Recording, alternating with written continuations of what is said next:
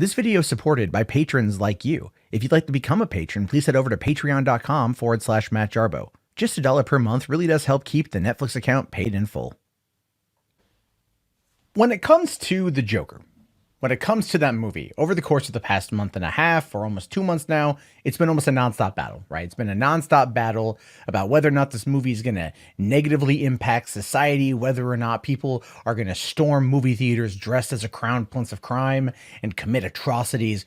It's been speculated like almost nonstop by a number of people in what you could call the woke media. It's tragic, it's stupid, it's dumb, and they've all been proven 100% wrong without a single peep out of any of them to sit back and say that they made a mistake. And Peter Scretta, I'm looking at you, and I have been ever since you went out there trying to claim that this movie was going to cause the next Columbine, which you so very much did allude to, even though you tried to argue that you didn't.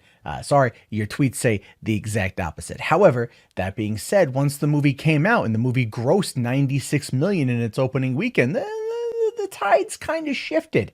The articles, the narratives about this being a terrible, bad movie for society, all of the fear mongering, all of the stuff that happened went away. They stopped talking about it. In fact, many outlets all of a sudden got behind the movie and were somewhat cheering it on because of the spectacle of how much money it was earning. And here we are now today seeing that it's not just profitable, but it is super profitable according to Dark Horizons, and not just them, but a lot of other outlets. And this is just more or less what it says. It says, however you feel about Todd Phillips' Joker, one thing is for sure that it is financially speaking, it has been a massive success and gone well past any of its early projections. Now, it's entirely possible that it went past those early projections because of the way the media was framing it, and people were like, wait, what, really? Like, I got to see this movie to see whether or not it's going to make someone go crazy and go all killer clown on us. That's entirely possible, but I think a lot of it is just good storytelling, if you want my honest opinion. Anyway, it says, to date, the film has grossed $740 million worldwide after just 18 days, overtaking The Matrix Reloaded to become the third highest R-rated film of all time, only behind the two Deadpool movies, which is around 785 million each. Joker is expected to surpass them next weekend and close out somewhere around the $900 million mark when it wraps up its cinema run. Now, this movie was speculated somewhat in the beginning stages that it could potentially hit $1 billion. And I don't think it's going to be able to hit $1 billion. I think Warner Brothers might try to raise it up there. They might try to push it towards $1 billion. I mean, they're gonna hit this thing hard when it comes to the when it really comes to the Oscar race. They're gonna heavily invest in that. But I don't know if they're going to be able to get it over the $1 billion mark when it comes to theatrical runs. I think they should try. If you want my honest opinion, throw down another 20 million or something in marketing and really try to push it towards that particular angle. But with Terminator coming out, Frozen 2 coming out, Rise of Skywalker tickets already on scale, as well as everything else coming out this holiday season, I think they're probably going to, have a little bit of trouble getting it off the ground. Never mind the fact that it lost out to Maleficent last weekend, only by a few million, really. And Maleficent is a steaming pile of garbage. So, people who wanted to see it have already gone and seen it, but it's done very, very, very well. Now, anyway, it says here that Variety reports that with its relatively modest budget of $62.5 million, less than half of most blockbusters, and even with an admittedly large estimated $100 million spent on marketing and promotion, the film is well past the $350 million or so it needs to break even, meaning that this movie at the end of the day is going to pull in over $500 million in profit for Warner Brothers. That's if you believe that $100 million spent on advertising. And that comes from a Deadline article where simply the line was, we hear that the marketing budget was around $120 million. That's all they said, but people ran with it, like Grace Randolph ran with it and said, oh no, but $120 million in marketing.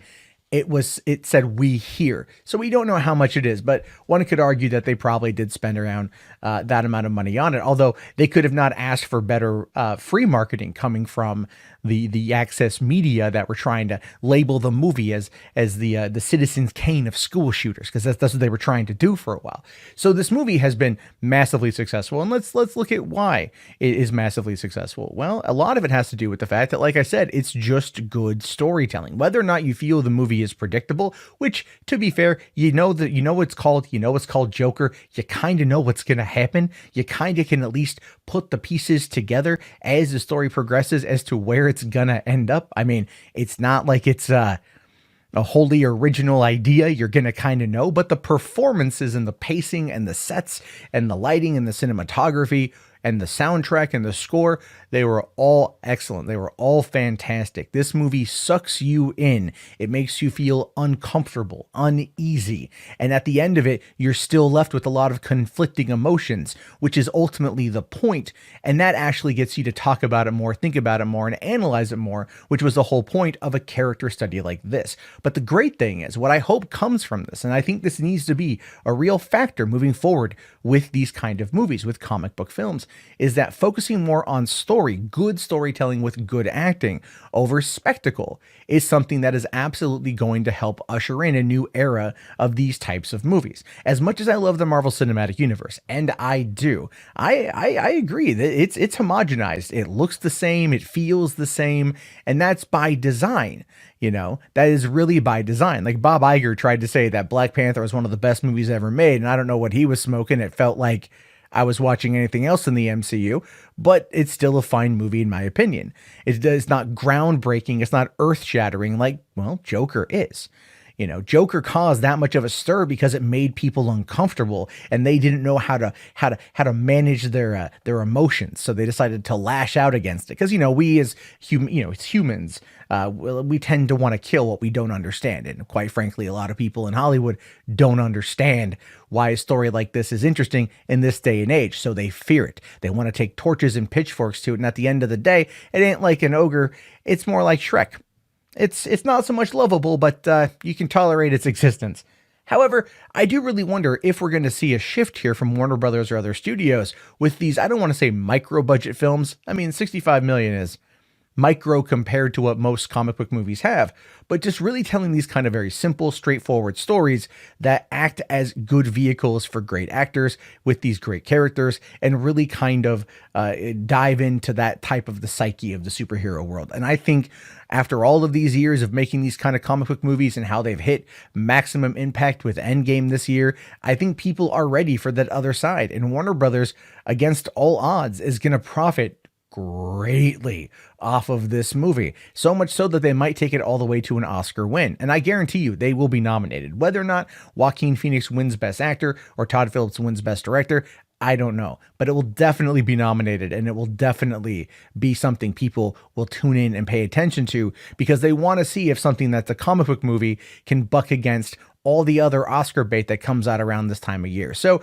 that being said, I'm very happy for Warner's. I think they did a fantastic job. I'm looking forward to seeing what they come up with next, and I hope it's something that is as thought-provoking as this, in a way that is told very straightforward and told in a way that audiences absolutely resonate with. And I also really want to see the access media get more egg on their face, because a lot of them are kind of high on their own farts. But that being said, your thoughts, your opinions, let me know down in the comments below. I will talk to you guys all later. Have yourself a fantastic day. Thank you so much for watching, and peace out.